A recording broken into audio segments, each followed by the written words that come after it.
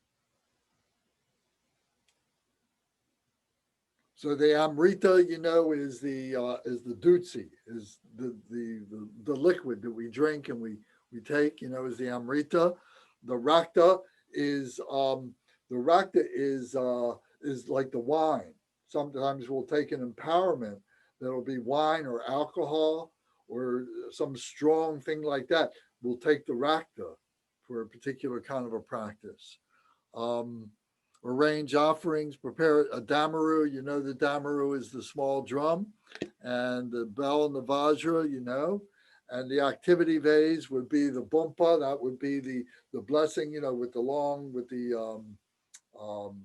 the peacock feathers on it and so on. And so then we continue on with the practice now. So first we take refuge, and it says, we take refuge in a mind generation, that we are entering into a mind generation. It says, Namo to the Guru who embodies all Sugatas and has the nature of all the three jewels. I and all sentient beings of the six realms take refuge until enlightenment is reached. So we recite that 3 times.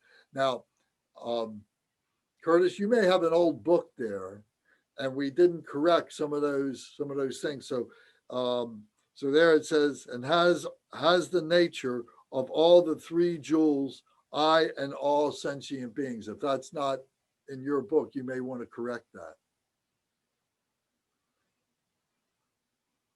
And then the next line was refuge until enlightenment is reached. Recite 3 times.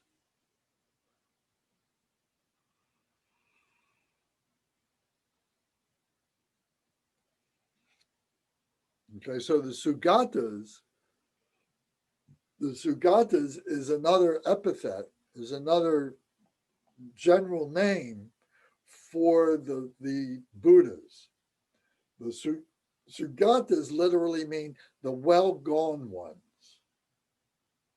Tathagata is another epithet that means thus gone ones. So in some places you'll see Tathagata, and usually, to me, what I've noticed is it refers to those that are really high up, that have been there before we knew anything about them. The Sugatas are the well-gone ones who have then attained enlightenment, and that we can learn about them, we can understand them, like Padmasambhava, you know, that they become the Sugatas. That's the meaning I've taken out of this, the well-gone ones. They are well gone. The Tathagatas, thus gone, they've been there for a long time. So that's subject to correction, but it's just an observation.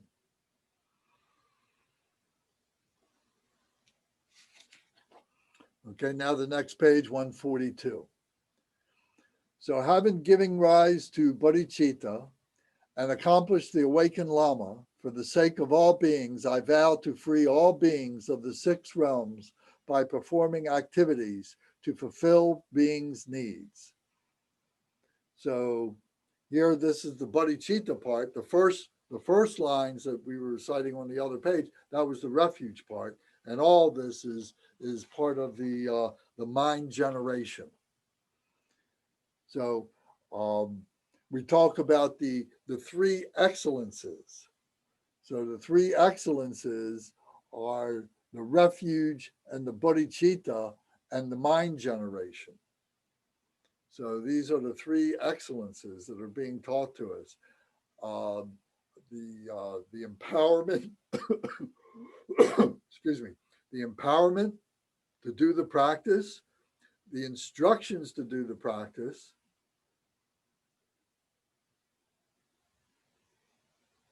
and the transmission to do the practice. So the empowerment is the actual ceremony where we're taking refuge, and the Lama is giving us, you know, putting the vase on our head and so on like that, at our 3 special places and so on, and doing that. That's the empowerment part. And then he's giving the explanations of what all these things are. The transmission is reading through the whole practice in Tibetan very, very fast. And what we have to recognize is that he's giving this oral transmission, but he's also giving this heart transmission that is coming from his heart into our heart. We have to open up our heart. Before the Lama, the Vajra master, is doing this, he has to go through a self-empowerment. So when we go to the shrine room at 10 o'clock or whatever, and we're going to get an empowerment, the Lama has been in there since maybe 8 o'clock in the morning, who has been self-empowering. And he's gone through this whole thing himself to generate himself as that deity. And then he's holding that deity. He becomes that deity. He becomes that throne holder, and in order to be able to give us the empowerment. So when he gives the transmission, he's giving the heart transmission from the heart of the deity into our heart. So first is the empowerment, second is the transmission, and the third are the instructions. So the instructions are how to do the practice. So those are called the three excellences or the three kindnesses. So included in that would be the refuge, and the bodhicitta would be, the preliminaries to enter into that.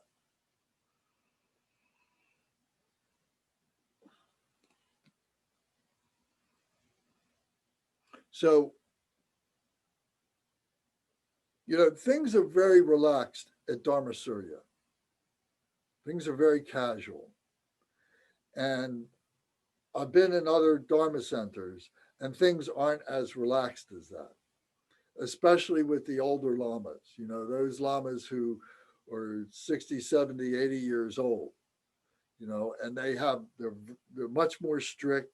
They're more precise in the blessings that they do, and they do rice blessings, and they go through all these different stages and so on.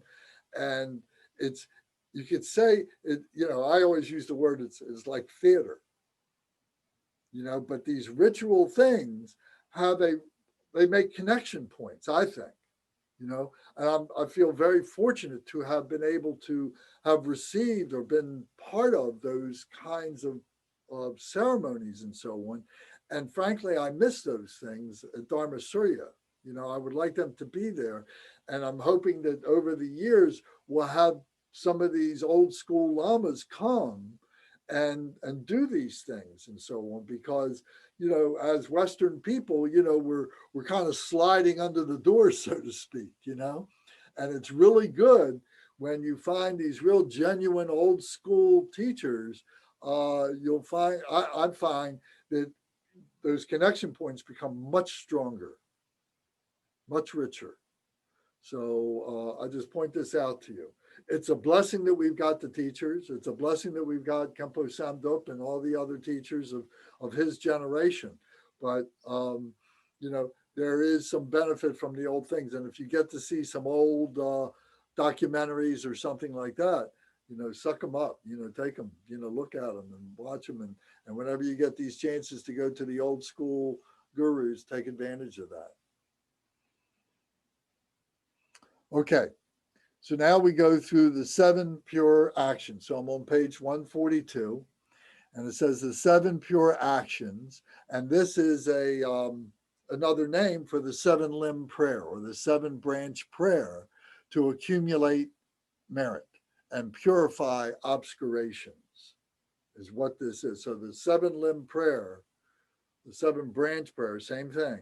It means the branches or the limbs of a tree that all the sadhanas are supported on, hung on. It's like the skeleton of the body, if you will, to accumulate merit and to purify obscurations. So here it says, Guru Yidam and your assembly of deities, please come here and be seated on this throne of lotus, sun, and moon. I humbly bow with body, speech, and mind and render outer, inner, and secret offerings. So the Guru Yidam is the object of this particular practice. So in this case, it's Padmasambhava, but that sentence could be used, and with Amitabha or Ascobia or any other of the Buddhas and so on. So Guru Yidam. So then the next line says, all impaired and broken vows, evil deeds, obscurations, I lay bare and openly confess. I rejoice in the accomplishments of secret mantra. Please turn the wheel of secret mantra dharma that ripens and releases, and do not pass into nirvana, but continue to remain for others' aims. I dedicate the essence for the sake of all sentient beings. May they realize this sublime adamantine truth. So this is a short, compressed 7-limb prayer. So in the 7-limb prayer, remember, it's refuge, it's offerings, it's confession, it's rejoicing, it's requesting, it's supplicating, and it's dedication, or prayer, dedication. Those are the 7 limbs. So if you read this, all those 7 things are incorporated in those 3 sentences there. So the order in which they are might be jumbled. It might be just a phrase or a word, but it's all there. So recognizing these things is really important. So you see that the blessings that we've had with this book and the blessings we've had with the teachings that we've gotten from the lamas and so on are very priceless or very precious, very, very good. Okay, so now it says on the next page in the small print, it says, sprinkle with water on the hindrance torma and cleanse with Om A Bignan Takri Ta Hom. This is the blessing torma. So one of the tormas now for this would be that we're doing a blessing for it, and this is to remove any hindrances. So it's being blessed to remove any hindrances in the shrine room where we are among all these practitioners and so on. And then we purify by saying Om Sobhava Sudha Sara Dharma Sobhava Sudo Ham. So we've said that this is, out of the state of emptiness. All phenomena is primordial. Its primordial nature is completely pure by nature. It's completely pure by nature. That's the literal translation for Om Sobhava Sudha Sara Dharma Sobhava Sudo Ham. I shouldn't say literal. It is the English translation, the simple English translation for that. So we're seeing that all things, all nature is all completely pure. All phenomenal nature is completely pure. We're the ones, human beings are the ones who screw it up, are the ones who contaminate it. Could you state that again, the rough translation? All phenomena is primordially, completely pure by nature.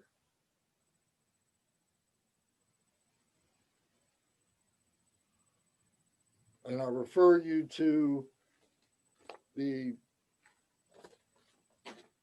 Parnasavari practice. If you have the Parnasavari practice, you see, because you see these things all the time, and different practices, speak to, they will elaborate on different parts. But if you go to page 3 in the Parnasavari, it starts off Om Sobhava Sudha Sara Dharma Sobhava Sudo Ham, and then the English translation, it says, this means that all phenomena are primordially completely pure by nature. So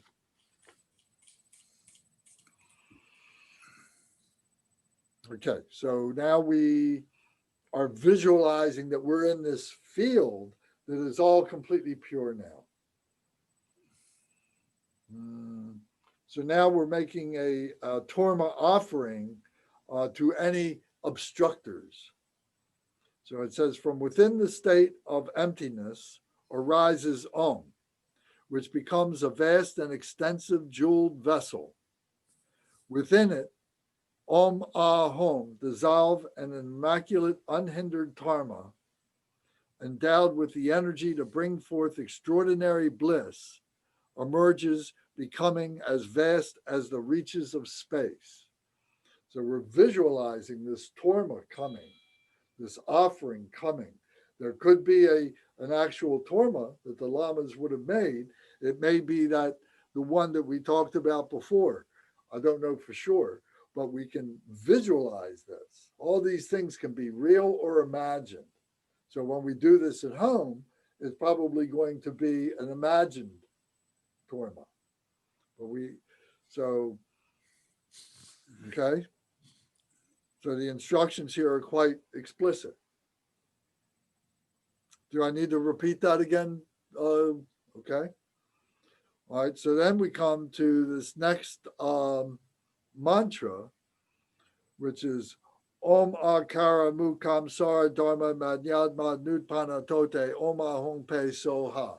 So if you remember, we were doing this a few weeks ago. We were doing this with a practice. And what we're visualizing is this imaginary or this universe, all the phenomenal nature. And we're seeing it, as this finite thing that is actually empty of its own accord. But at the same time, this is the phenomenal nature that is within the absolute nature. So we're going through this process of generating a visualization of this. So we're saying, Om Akara Mukam Sar Dharma Nabadya Nupana Tote Oma Hong Pe Soha. Om Akara Mukam Sar Nabadya Nupana Tote Oma Hong Pe Soha. Om Akara Mukam Sar Dharma Nabadya Nupana Tote Oma Hong Pe Soha. So this is the same thing that we do in the Achi practice. Okay, so to learn these things, to memorize these things is really, really good. You guys are all young. You got time to do these things, so and then you learn the gestures, you do the gestures and so on. It's very powerful. If you go into the monasteries in the old country, you see, 500 people, doing this all at the same time in unison with each other.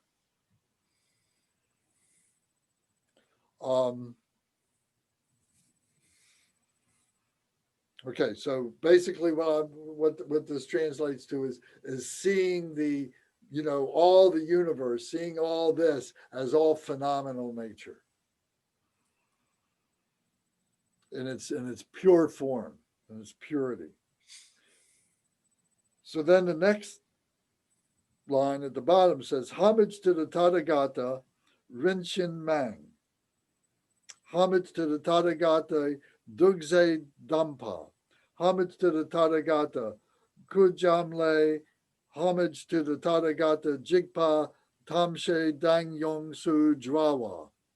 So you see that here there's footnotes, and the footnotes go to, the first one is the Buddha, then one is Manjushri, then one is Avalokiteshvara, then one is Vajrapani. So they have these different names. These are Tibetan names that are in the text, and then the names that we're seeing at the bottom of the page, those are the Sanskrit names.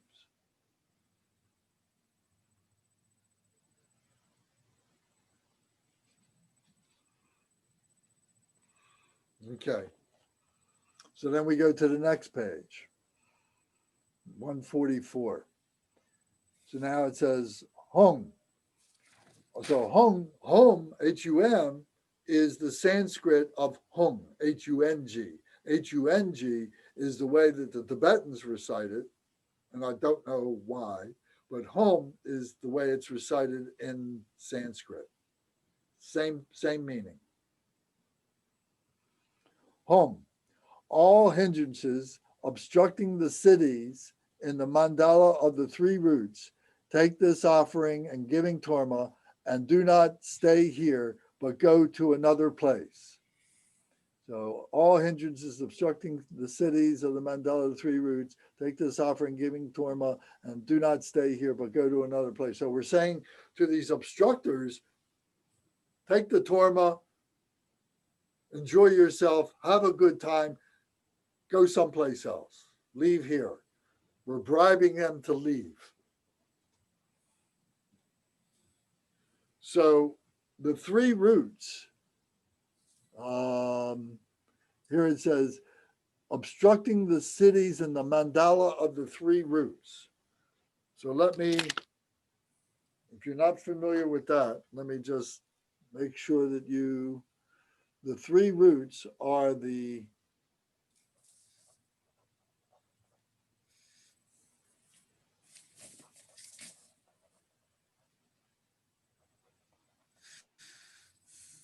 okay, the three roots are the guru, the yidam, and the dakini.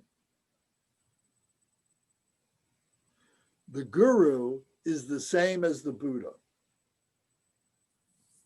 When we talk about the three jewels, so the three roots is an inner meaning of the three jewels. So the Buddha would be the guru in the inner meaning. And the Dharma of the three jewels in the inner meaning would be the Yidam, the tutelary deity, the meditational deity.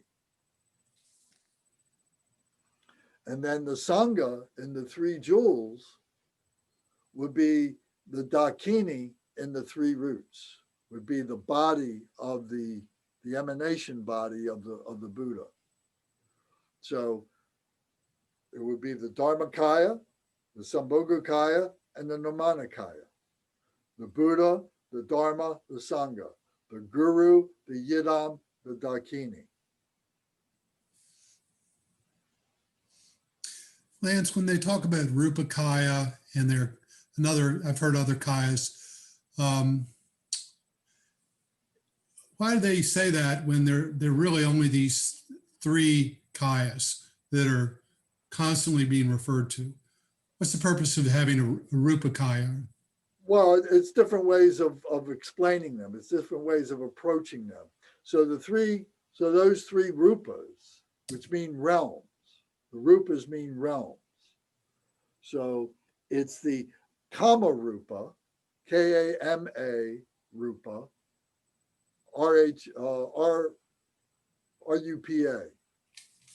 is the way it's usually spelled. It's also the Dhatu, Dhatu. You may see it as Dhatu. I think Dhatu is the Sanskrit and Rupa, I think, is the Tibetan. The Kama is the desire form realm. These are the three realms. So the Kama Rupa or the Kama Dhatu is the desire form realm. So that's what we got to work in. And its highest form would be the Nirmanakaya. Then the Rupakaya would be the next level would be the Sambhogakaya. And that would be the desireless form realm. Desireless form realm. The forms are anthropomorphic, and we're creating mandalas and doing all these things to characterize these very abstract ideas in order to be able to communicate and to be able to contemplate and so on. Then Arupakaya or Arupa Dhatu, Arupa would be desireless, formless realm. So maybe I used Rupa wrong. I said Rupa was one of the. It's either Dhatu or Kaya. Excuse my mistake. It's Dhatu. So it's Kama Dhatu. It's Rupa Dhatu and a Rupa Dhatu. So a in front of there means not. Okay. So Rupa means form, desireless. Arupa means formless and desireless. And that would be the Dharmakaya. Okay, that's Arupa, Rupa, and the first one is Dhatu. No, Dhatu is the name of the realm. It means realm. Dhatu is the suffix that means realm. Okay, what you mentioned three though, Rupa, Arupa, and what's the third one? The first one is Kama Rupa. Kama Rupa is the lowest one. That's the form realm, the desire form realm.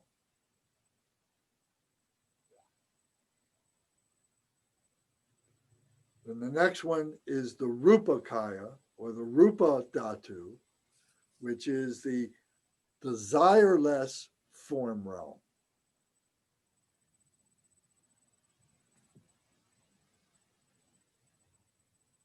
And then the top one is the Arupa Dhatu, or the formless, desireless realm. So from bottom to top, it would be the Nirmanakaya, the Sambhogakaya, and the Dharmakaya. And sometimes I'll refer to it as the three spheres, the three realms. You know, there's a lot of crossover, and it depends on where you're approaching it, you know, and different teachers approach it from different places. So you may be talking about something, you know, this is always the point about the Buddha. The Buddha was always talking about the three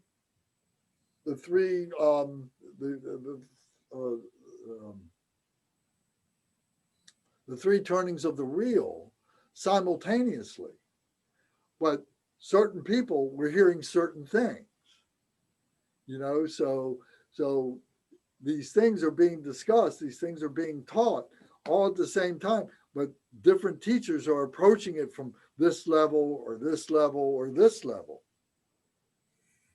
So it's important to always understand what the view is, what the point of view of the practice is, what the point of view of the teacher is, you know. And many people, you know, older practitioners who have learned from some of the old teachers who, you know, been coming to the United States for a long time, they will ask, well, what teacher, where does this teaching come from? Because they're approaching it from you know, this particular direction or that particular direction. So some are going to be higher, some are going to be lower, in the middle, and so on like that. So usually at the end of a practice will be the credits that the person who has composed the sadhana will give credit to what the practice is and so on, who his teacher was, and from where he's coming from. Okay?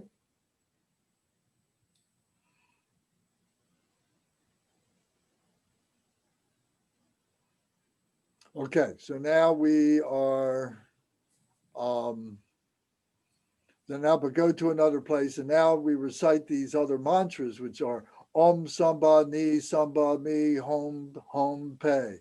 Om Gri Hana Hom Pe. Gri Hana Paya Hom Pe. Om Anaya Ho Bhagavan Vidya Raja Hom Pe. I don't know the literal meaning of those, but these are mantras, these are blessings that are made to the Torma as is being offered to these obstructors. So they're purification mantras. Take this and get out of here. Okay, now it says establishing the boundaries. So what we do in all these things, and maybe I've said this to you before, but you know, what we're doing is we're creating this space, you know, this and it's called a Vajra tent. So the Vajra means indestructible wisdom, right? So we're making this Vajra space, this indestructible space, and we can visualize it as this tent.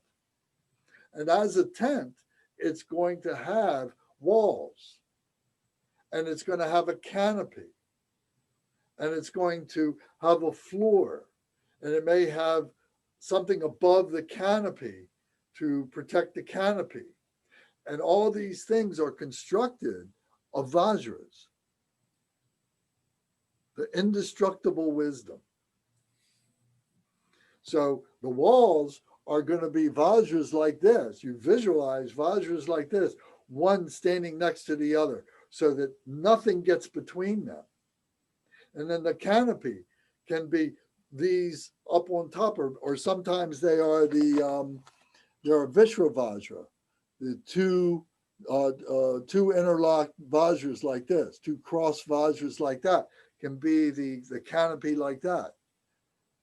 And the floor may be the same thing. And the idea is that nothing penetrates, no evil penetrates, all the purified blessings and so on, all stay within the tent, all stay within the boundaries of this Vajra tent. So when we get into the higher practices, you see, this is enumerated and so on. This is part of the practice. The concise practices like are in this book don't go into that. This is the first one that we're seeing it like this in this book. But you get into the other Dharmapalas, you get into the other Yidams, you get into the Dharma, the heavy Dharma protectors, the wrathful deities, you'll see these things being talked about. And if you were to go and do the peaceful deities, but you do them with the monasteries, they're using these big, thick books. We've just got these concise books. Okay, so now it says establishing the boundaries. So it says, Hom, I am the ferocious lord of the primordial continuous nature. The boundaries are set by the male wrathful ones, filling the sky, and the play of the female wrathful ones who subdue hindrances. No one shall transcend the boundaries. Om Vajra Maha Karoda Raksa Jom Hom. So this is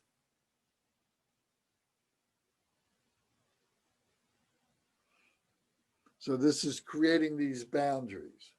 So in the wrathful deities, like it just said here, is making this Vajra tent. The peaceful deities simultaneously are making a rainbow sphere. That the protection is the rainbow light.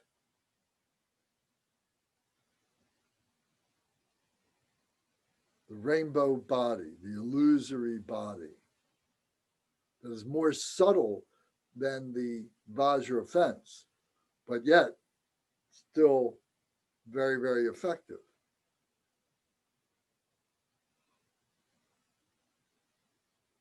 So then we cleanse and purify with Ram, Yam, Kam. So when we're setting up the offerings on our altar, either in the shrine room at Dharma Surya or at home, wherever, we're blessing and we're purifying the offerings by saying Ram, Yam, Kam. Ram, Yam, Kam. Ram is the fire, Yam is the wind, the air, and Kam is the water that is holding the earth. So the four elements are involved in the purification. So you could say that the Ram is burning the impurities and the ash is left. And then the air blows the ashes. But then the ashes then collect in certain places. And then the water comes along and then becomes a cohesion, takes all those ashes, and it becomes part of that and washes it out to the ocean of the mind, purifying it. Ram, Yam, Kam. Okay, so now we come to page 145, and we're doing the outer offerings now. It says, Om Vajra Argam Ahom. So we're familiar with the offerings. Om Vajra Argam Ahom. Om Vajra Padyam Ahom. Om Vajra Pushpam Ahom. So we're offering and these outer offerings, the drinking water, the washing water, the flowers, the incense, the light, the perfume water, the scented water, the food, and the music. We're making these offerings. Any questions about any of that? Everybody good with that? Okay. And if you remember that on the last page of the cards that I sent you is the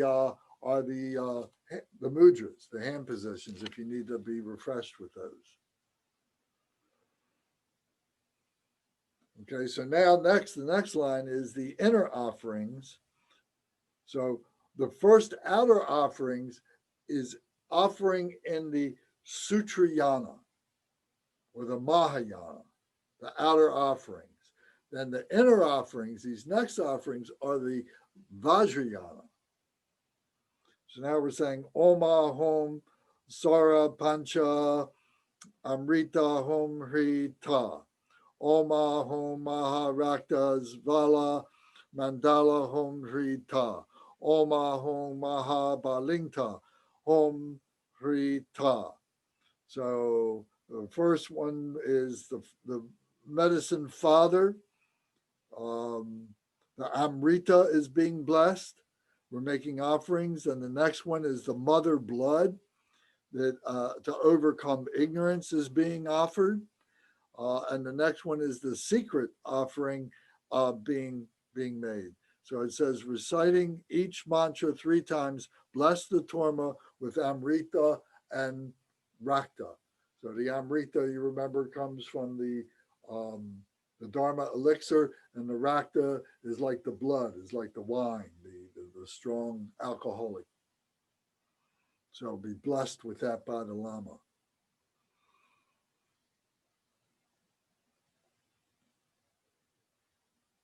Which one was the first one, Lance?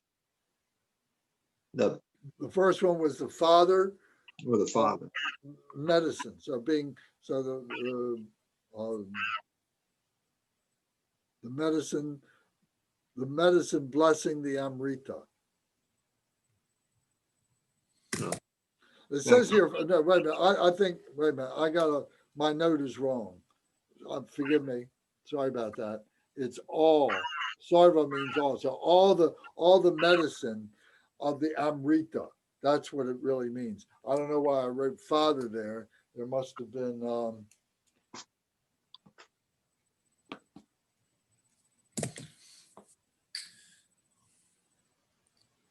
I guess the first one, the Amrita, symbolizes the father. The second one is the Rakta, symbolizes the mother. That's why. The Rakta would be the blood from the female. The Amrita would be the white from the male, from the father. What'd you say, the white? The Amrita would be white. And sometimes they'll have a cup of milk, for a particular practice, they might have a white offering, a little skull cup, and then they would have a red skull cup with the alcohol in it. So one would be the Rakta, the other one would be the Amrita. And the hindrance torma has already been taken outside. So this is a offering torma? These are outer offerings and inner offerings. I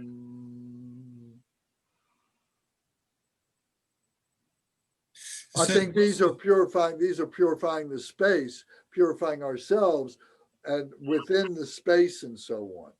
So there's no reference to a torma here, directly to a torma. Well, actually, that's what I'm asking about, because after the inner offering, it says, bless the torma with Amrita and Rakta.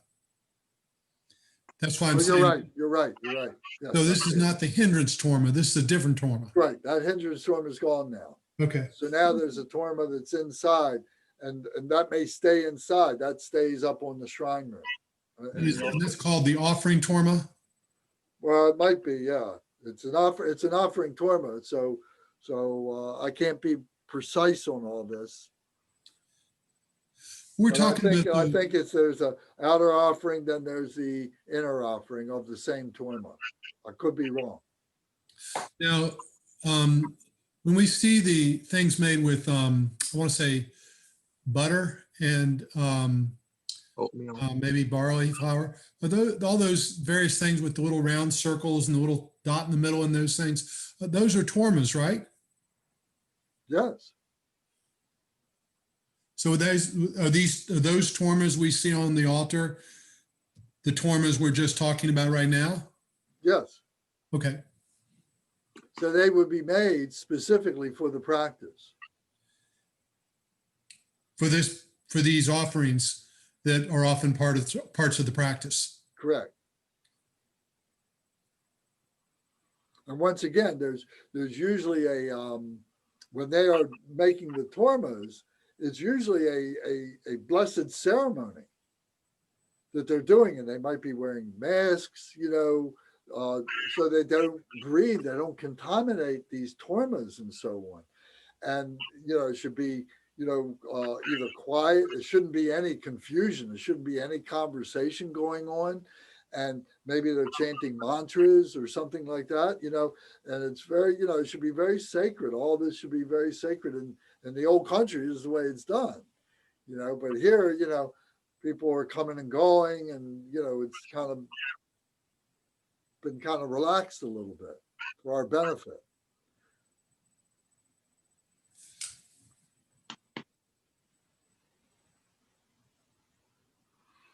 Okay.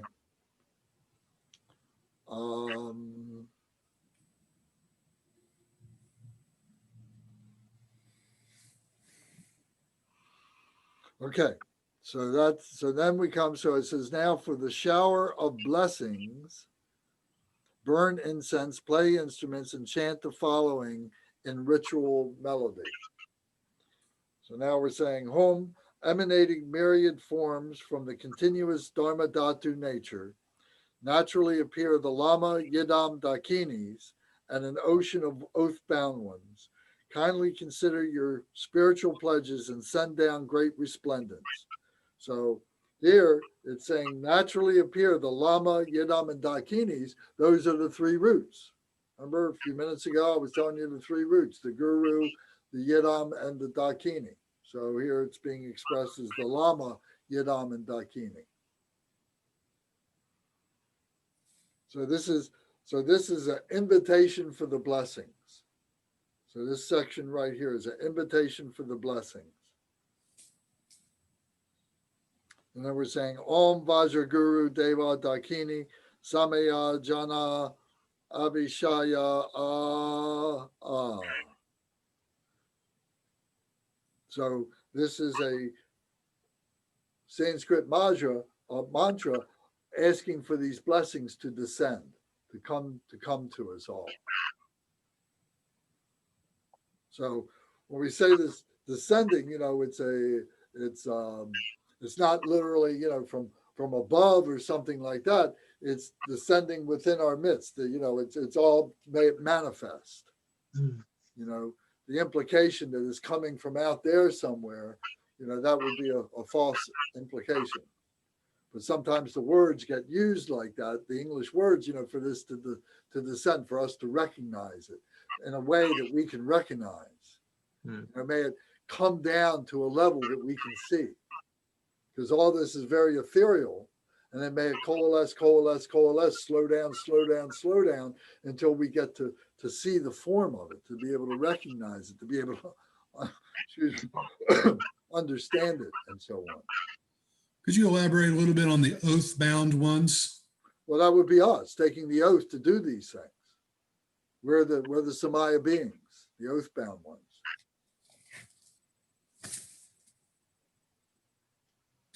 I was thinking about, I'm sorry, I'm confused, I guess. I thought the oath-bound ones were things like the 5 Saringma sisters. Beings that have taken an oath. Well, it could be. And we could be the 5 Saringma sisters. I mean, it means the ones who are present in the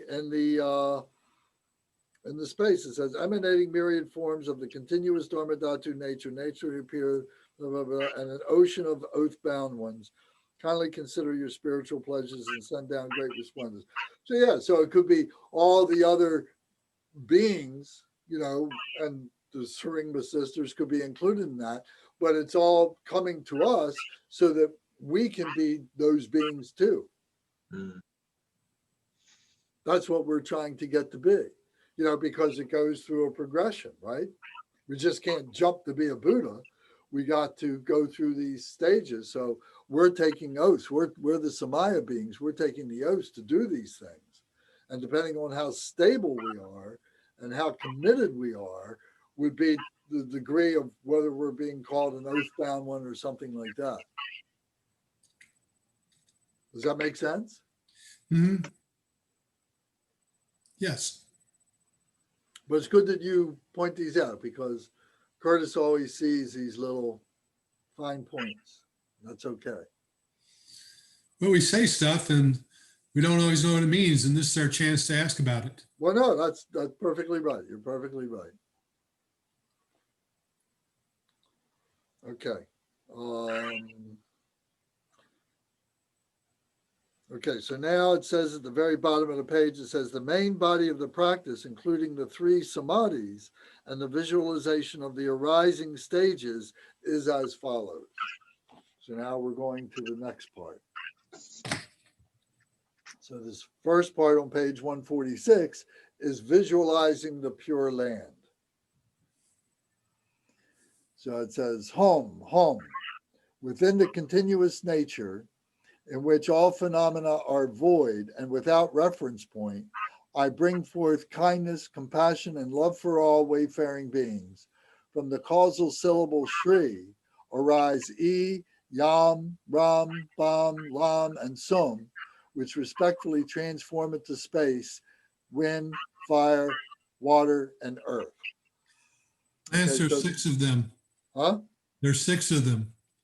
But there are only 5 elements.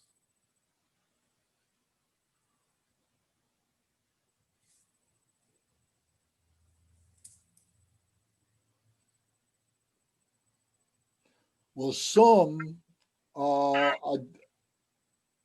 that must be that's the 6th one. So whether that is mind or something, I don't know. It's a good question. I don't know. But I know that E is space and Yam is wind and Ram is fire, water is Bam, and earth is Lam. So I know that. So the Sum, precisely what that is, I can't say, but it must be, maybe that's the mind. It's a good point to keep in the back of our mind to be aware of. But also in the first part of the sentence, it says home within the continuous nature. So the continuous nature is the Tantra. That's the Tantra, the continuum. What's the word you're using? Tantra. Tantra. Oh. Tantra. So Tantra, that is the continuum. So the Vajrayana is also called Tantrayana. And it's the wisdom. It's the wisdom of the Buddha. So it's getting into this continuum. The Sutrayana is the Mahayana. And it's getting into devotion, it's getting into loving kindness, it's getting into bodhicitta and so on. But then when we get into Vajrayana, now we're getting into the Tantra. Now we're getting into, this continuous nature. We're getting into this,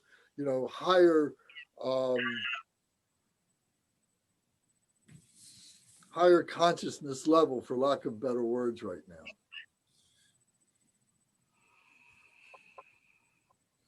In which all phenomena are void. So here it's saying that all phenomena becomes empty, right? Years ago, they used to call emptiness, they used to call it the void. It was translated as the void. And many places probably still do. But that got kind of changed, corrected into emptiness.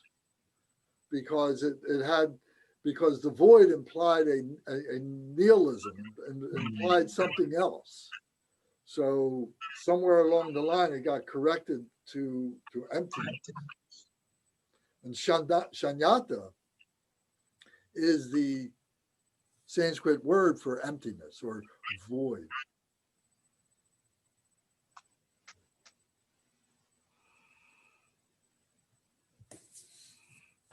Void without reference point. Without reference point means there's nothing to look at. There's nothing to know. There's nothing to see. There's no intellectualism. It's beyond all. It's transcendent.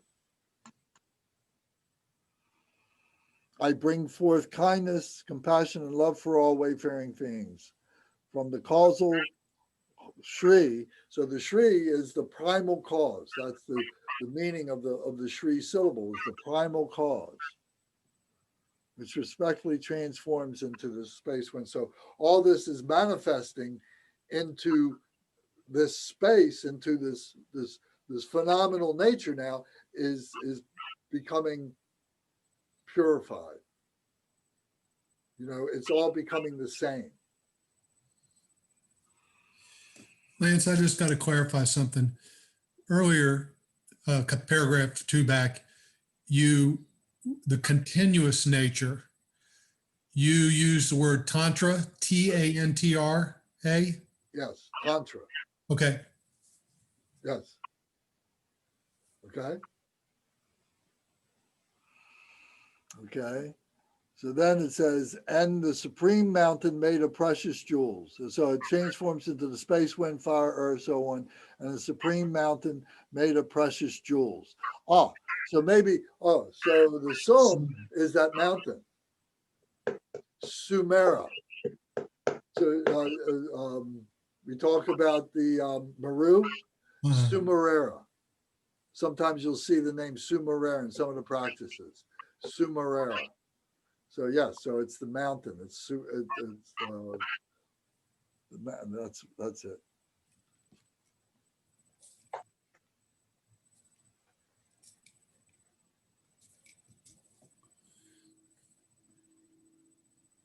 Mount Meru. Okay, and the supreme mountain made of precious jewels. Yeah, the copper mountain. So Camara, Camara, Camara, is the Sanskrit for the copper mountain, which is the mountain, the home of Padmasambhava.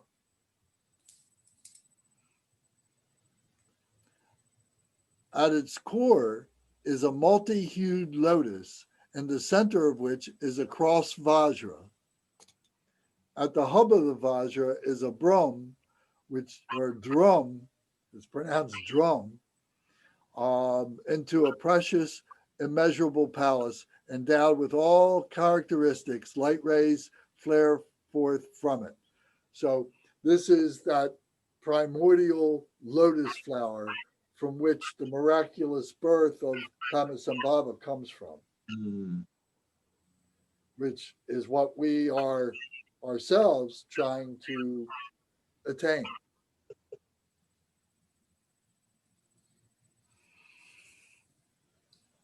Okay. So the Brahm syllable, there's a syllable there.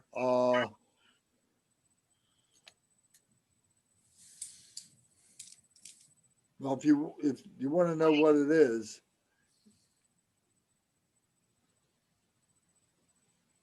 if you look at the where it says and the supreme mountain made of precious jewels, you see that line in English, right? Then above that, you see the English transliteration, right? Then above that, you see the Tibetan text. So you see the first sentence in the Tibetan text, and you see the second sentence in the Tibetan text.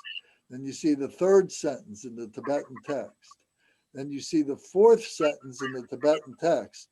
The first word of the Tibetan of that sentence is a Brahm or a drum. So I know it's really getting down into the details of things, but is that a word or a word or a letter? Well, it's a seed syllable. It's a seed syllable, a drum, or a drum. It's confusing to me. They spell it brum, but they pronounce it drum. D-H-R-U-M. So it's part of the Tibetan language that confuses me. So it's a seed syllable. It's an important seed syllable. At its core is a multi-hued lotus, the cross Vajra. At the hub of the Vajra is a Brahm, which transforms into a precious, immeasurable palace, endued with all light rays flare from it. Within the surrounding protection sphere, upon a lotus, a multicolored lotus sun and moon, is my own awareness in the form of the causal syllable Shri. So you can say that this lotus flower is in the midst of this big tent that we've created for ourselves. And then this tent is filled up with my consciousness. You know, I'm seeing all these elements that I help to bring together and so on. So my consciousness is there. It says, which is my own awareness in the form of the causal syllable Shri. So these are my pure perceptions. These are my pure perceptions.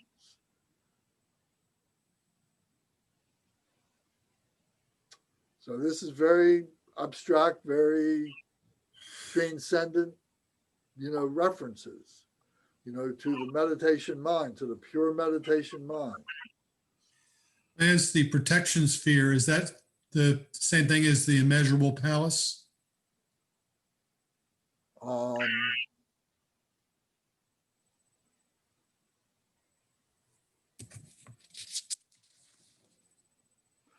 It's the immeasurable palace would be something that we have to create the protection tent to be able to see the immeasurable palace. So the immeasurable palace is illusory.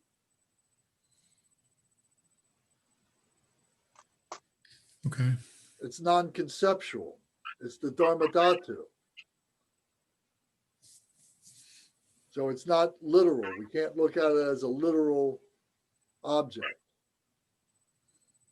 But to be able to apprehend it, we need to do this, be able to get our consciousness at this high level to be able to open up, to be able to recognize that which is incomprehensible to the ordinary mind. This is why this is so far out. I guess then my next question, this multicolored lotus, is that the same one that's mentioned in the line above? Above it says at its core is a multi-hued lotus. And then the line you just read, it's upon a multicolored lotus. It's a lotus within a lotus. So you got to dissect each sentence,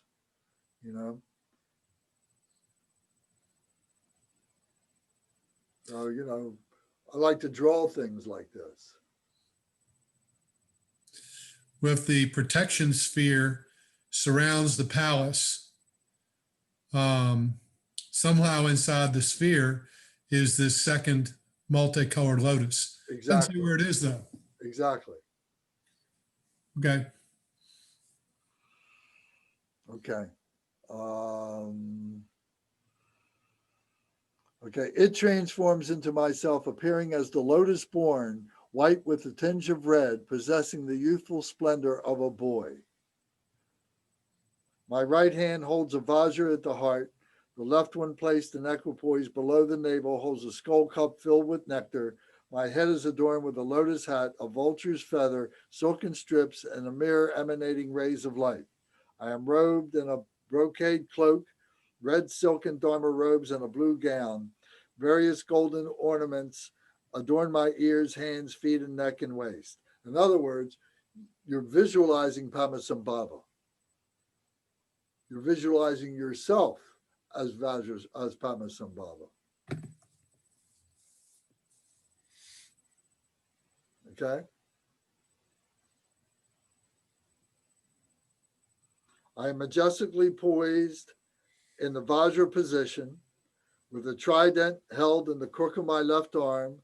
I am surrounded by a host of Trojang Sal, four classes, the 8 manifestations of Guru Rinpoche, spiritual heroes, sky dancers, servants, Dharma guardians, and haughty spirits gathering like rain clouds in the sky. From the body, speech, and mind of the deities visualized in this way, light shines forth and invites the Lama, who is the embodiment of the 3 roots, to come here from the supreme continent of Camara in the southwest. The Lama then dissolves into me. So this is a generation stage of visualizing yourself as Padmasambhava, and then Padmasambhava, then that comes into you. You become the embodiment of the spirit of Padmasambhava. So these practices are incredible. They're spaceships.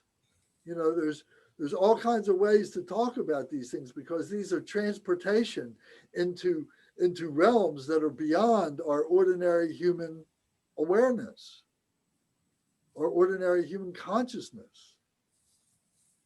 This is the Tibetan Space Agency. You know, these sadhanas, you know, to become these deities is beyond being a human being.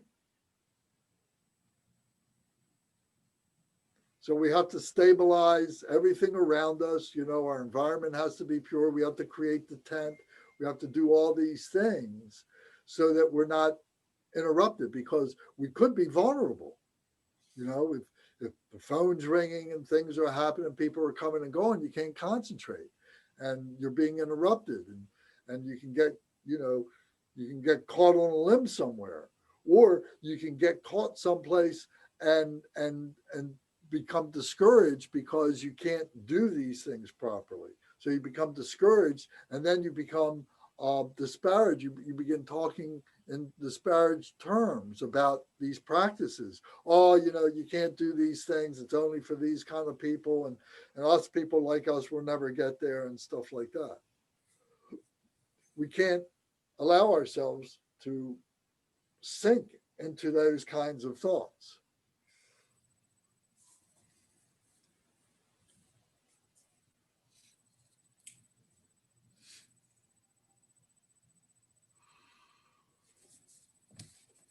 Any questions? What do you think about this, Michael?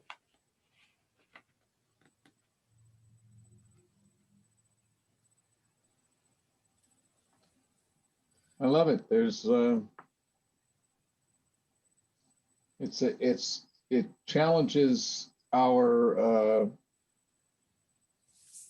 assumptions of the order of space and time at the same time. I mean, just to have things folding into each other, and like you said, lotuses within palaces within palaces.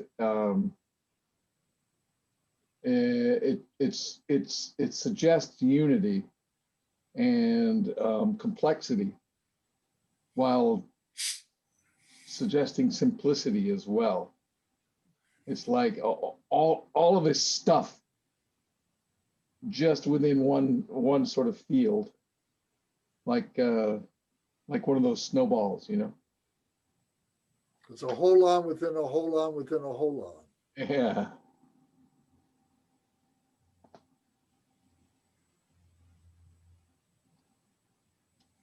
So, you know, my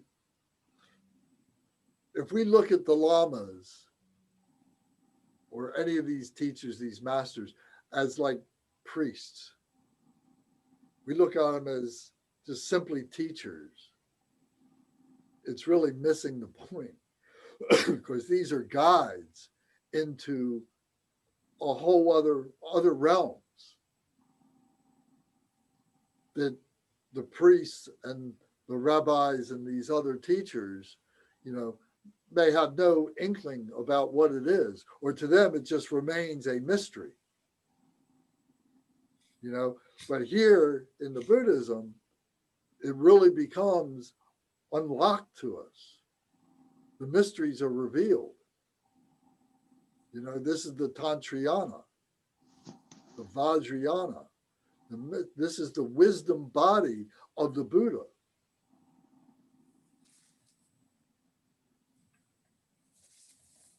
Definitely multiple dimensions going on here. Right. So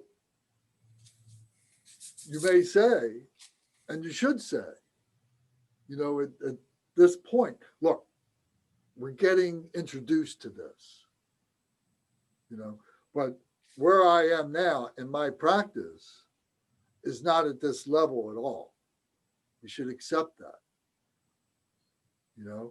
but this should give us inspiration to really bear down on those levels at which we are working, to be able to really come to fruition at whatever level we are, get to the next level, come to fruition there, and go to the next level, and so on and so on and so on. So this is a glimpse of, the higher practices that we do. We did this practice not long ago with the Bumsok. What we did, this is the same practice. So that's why I'm sharing it with you, because you've already been exposed to this. So if you're going to be exposed to it, you may as well have some idea of what it is, some context to be able to place this, but to also keep it at a point that you want to get to, but you may not be there yet, and you can appreciate that, and you can work towards that. Does that make sense? What do you think, Curtis? What do you think about that?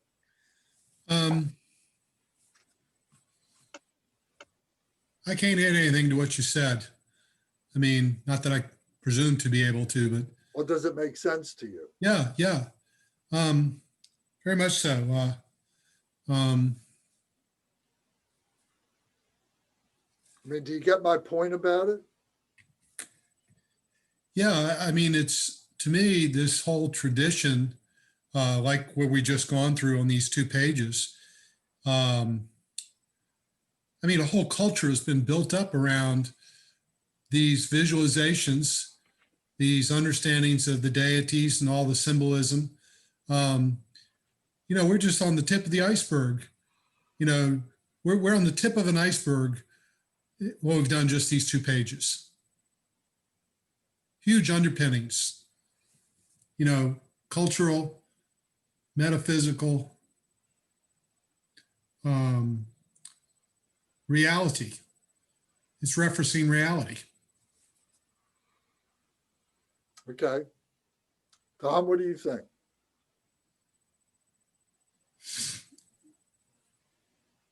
I have a much more deeper appreciation of the Bumsuk that we did a couple months ago. I really, really appreciate you breaking all this down, really, in layman's term for us. Because when we were doing the Bumsuk, man, I didn't realize how over my head it was. And you have a deep appreciation for everything that we were doing. I mean, it really brings into focus, or you're helping us bring everything into focus, into how deep this practice really is. And I can see why Kempo doesn't even touch this this practice here with most people, or I can see why you left this for the last part, or one of the last things to do, because this is very, very, it's very precise. And there's a lot going on here. I mean, some of the stuff's just completely over my head, and I'm trying to grasp it, but it's trying to. Do you think it was a mistake by bringing it up?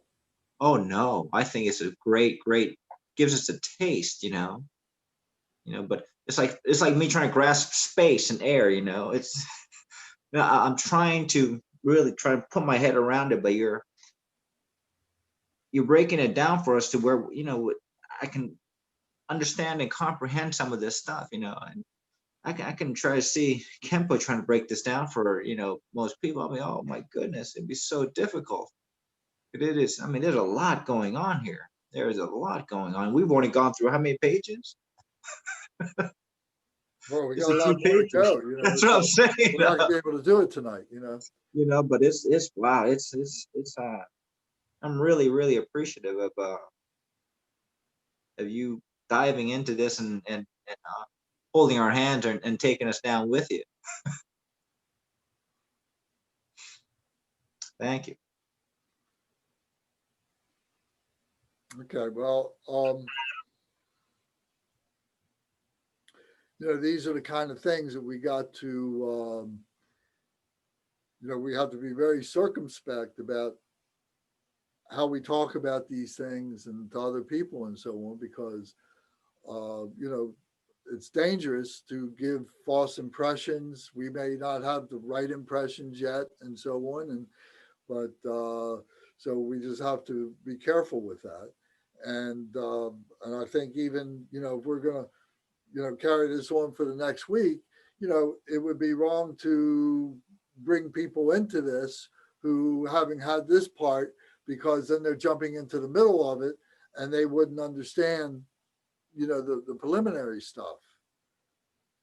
So unless they're going to watch this, and prepare themselves later on, I'd be, I would say to them, it's not a good idea for you to carry on with this because you missed this part of it.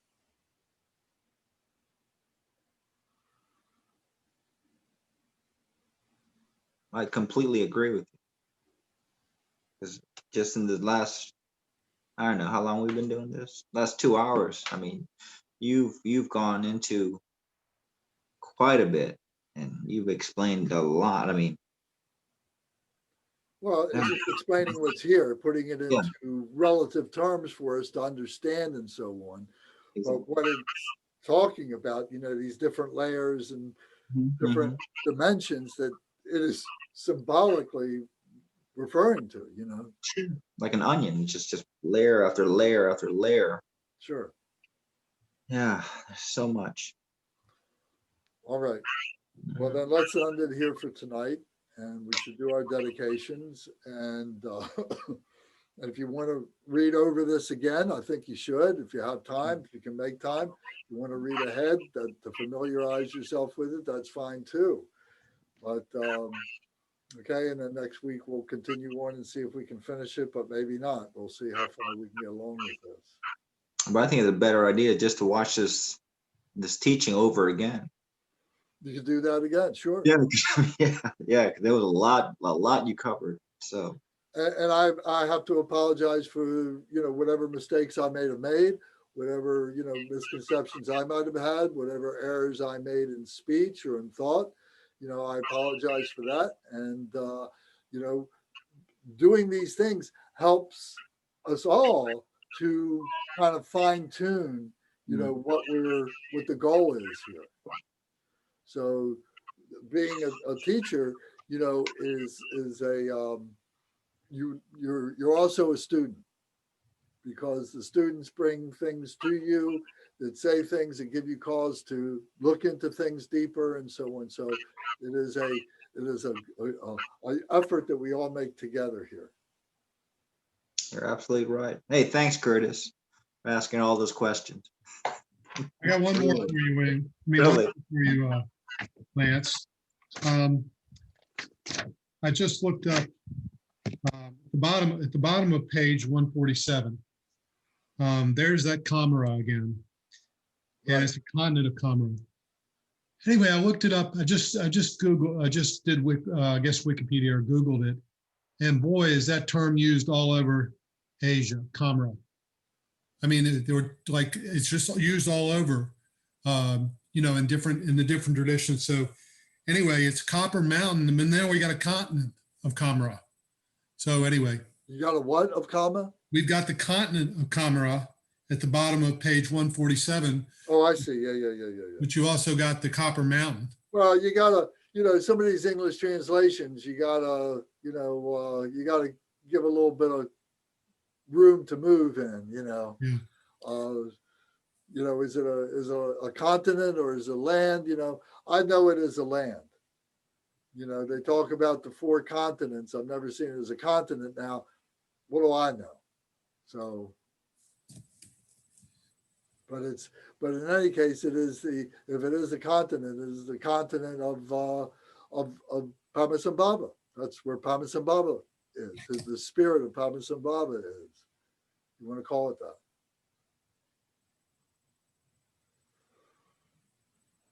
Okay. All right. So, Michael, you want to do the dedications, please? So on page 157.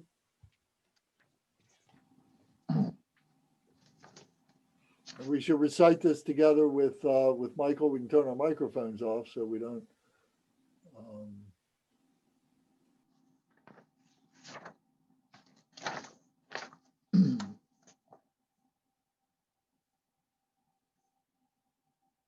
Georgia Chang, Talopa, Naropa, Marpa, Milarepa, Dharma Lord Gampopa, Phag Mondrupa, and Lord Rinkumpa, please bestow upon us the most auspicious blessings of all the Kagyu Lamas.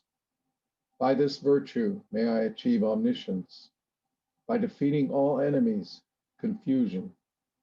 May all who travel on the waves of birth, old age, sickness, and death cross the ocean of samsara. Bodhicitta, the excellent and precious mind, where it is unborn, may it arise. Where it is born, may it not decline, but ever increase higher and higher. I pray that the Lama may have good health. I pray that the Lama may have long life. I pray that your Dharma activities spread far and wide. I pray that I might not be separated from you.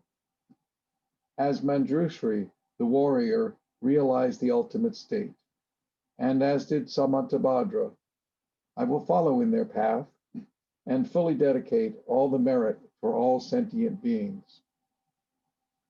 By the blessing of the Buddha who attained the 3 kayas, by the blessing of the truth of the unchanging Dharma as such, by the blessing of the indivisible Sangha order, may the merit I share bear fruit. By the virtues collected in the 3 times, by myself and all beings in samsara and nirvana, and by the innate root of virtue, may I and all sentient beings quickly attain unsurpassed, perfect, complete, and precious enlightenment.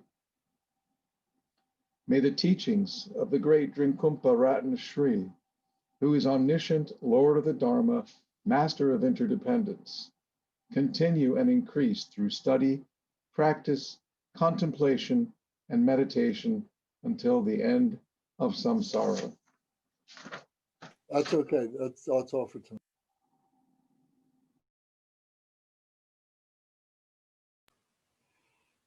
Okay.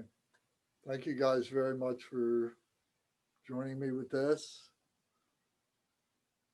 It's a blessing to be able to share this, and so thank you for your blessings. You're a blessing, Lance, for Well, helping us through this, really. just blessing the heck out of each other. Om, ah, hom.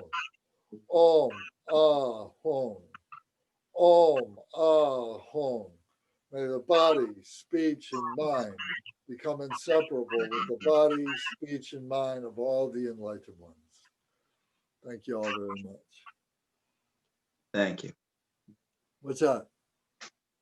I can't tell what that is. Your microphone's not on. Your microphone's not on. Your microphone's not on.